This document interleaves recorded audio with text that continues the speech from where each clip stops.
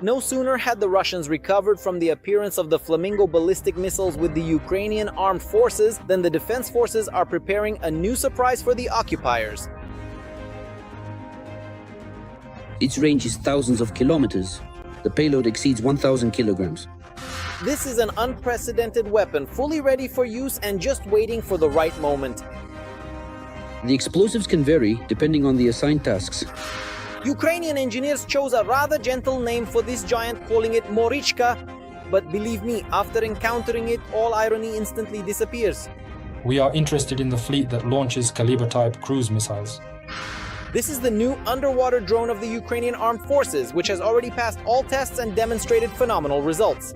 There have been talks about it for several years already, but this time the military are not keeping it a secret. They managed to surpass even the initial requirements, which now makes it possible to target even Putin's main pride, the Kerch Bridge. If the Marychka can destroy it by using 3, 4, or 10 drones, and it doesn't cost us hundreds of billions of dollars, then of course, why not? What is the most advanced and one of the most powerful underwater drones in Ukraine capable of? What operations is the military command already preparing for it? And how can the Marychka put an end to Russian missile attacks from the sea? We'll tell you all about it right now in the new episode of Arsenal.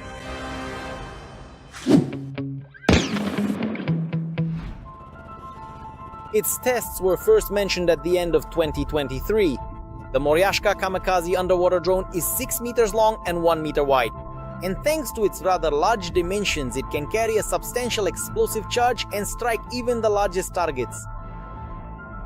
It has a range of 1,000 kilometers. Its payload exceeds 1,000 kilograms. It travels at a speed of 10 kilometers per hour. It will approach the Crimean Bridge very quietly and unnoticed. The main feature of the new drone is its invisibility to enemy electronic warfare systems. It is also extremely difficult to detect visually or on radar, since the drone emits virtually no signal. It uses an inertial navigation system, which allows it to remain undetected and have a long operational range. First of all is the material it is made from. This gives it stealth, and its slow-moving engines do not reveal that it is underwater. Moreover, the Marychka can literally wait out danger. The technology used by our developers amazed the world when it was openly discussed. As it turned out, the drone can remain motionless in ambush for weeks and at the right moment make a dash and destroy its target. It can stop at a certain point, point A, remain undetected for some time, stay in place, and then at any moment continue moving toward its target. Days, weeks, yes. Months, of course not.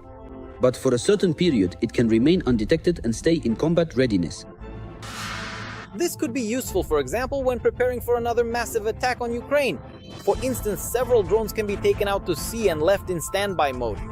After receiving satellite data about Russian ships moving to launch points, the drones are sent out to intercept them.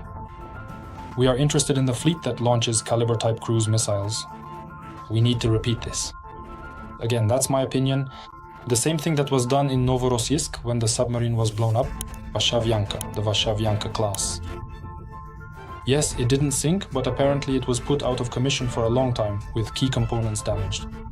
And this underwater drone, again, from what we know, since we don't know how it works in practice, can quietly approach Russian ships, military vessels that, for example, go out to sea to launch these missiles.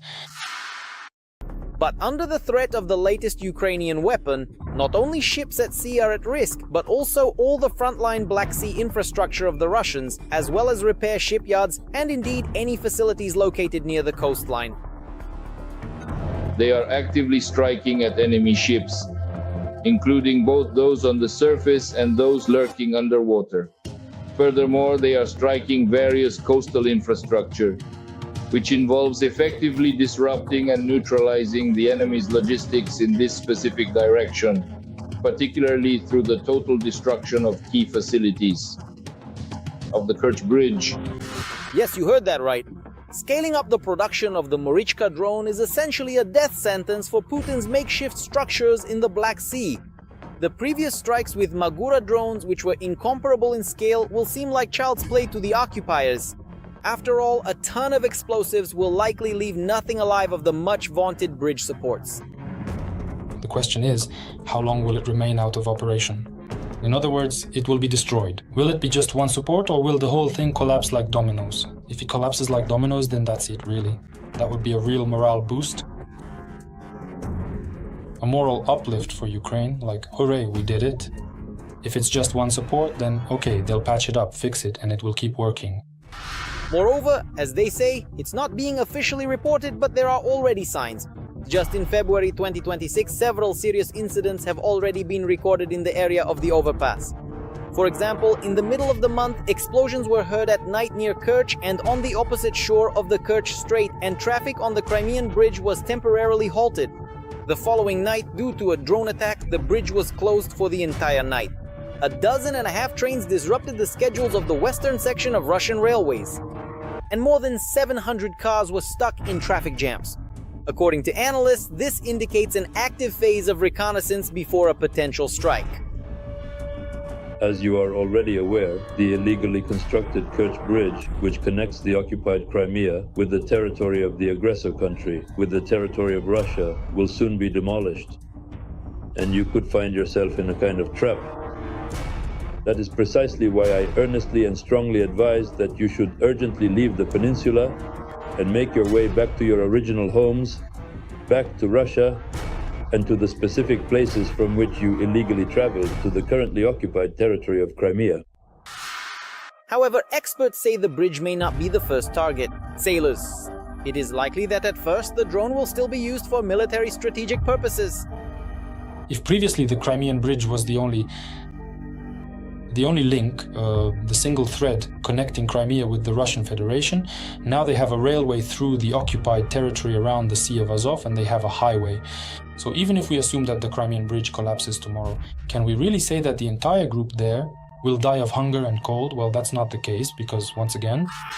So first, Ukrainian sailors will probably go to get acquainted with the Russian fleet. Moreover, considering the range, the drone can cover the entire water area of the Black Sea.